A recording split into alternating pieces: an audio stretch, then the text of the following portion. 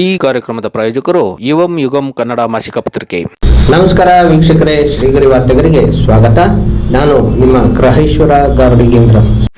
ಸನ್ಮಾನ್ಯ ನಮ್ಮ ಲೋಕಸಭಾ ಸದಸ್ಯರು, ಯುವ ನಾಯಕರು ಇಡೀ ದೇಶದ ಇಡೀ ರಾಜ್ಯದ ಗಮನವನ್ನು ಸೆಳೆದು ಯುವಕರ ಕಣ್ಮಣಿಯಾಗಿ ಮೈಸೂರು ಜನತೆಯ ಧ್ವನಿಯಾಗಿ ಪರಿಣಾಮಕಾರಿಯಾಗಿ ಕಾರ್ಯನಿರ್ವಹಿಸಿ 10 ವರ್ಷ ಅವ್ರು ಮಾಡಿರೋ ಕೆಲಸ, ಯಾವ ಲೋಕಸಭಾ ಕ್ಷೇತ್ರದಲ್ಲಿ ಮಾಡಿದಂಥ ಕೆಲಸವನ್ನ ಇವತ್ತು ಮೈಸೂರು ಲೋಕಸಭಾ ಕ್ಷೇತ್ರದಲ್ಲಿ ಮಾಡಿದ್ದಾರೆ.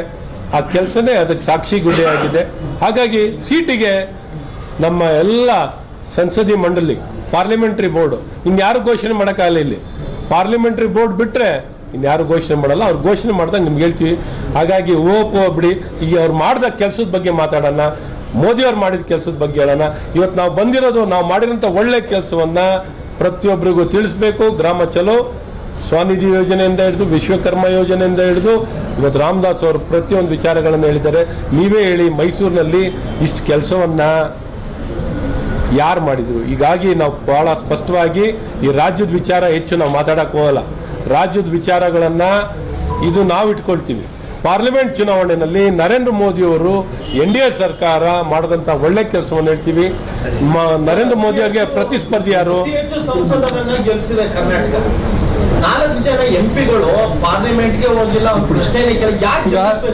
ಮತ್ತೆ ಮುಂದಿನ ವಾರ್ತೆಗರಿಯಲ್ಲಿ ಭೇಟಿಯಾಗೋಣ. ಶ್ರೀಗರಿ, ನಿಮ್ಮ ಮನದಾಳದ ಗರಿ. ನಮಸ್ಕಾರ. ಶ್ರೀಗರಿ, ನಿಮ್ಮ ಮನದಾಳದ ಗರಿ. ಶ್ರೀಗರಿ, ನಿಮ್ಮ ಭಾವನೆಗಳ ಗರಿ.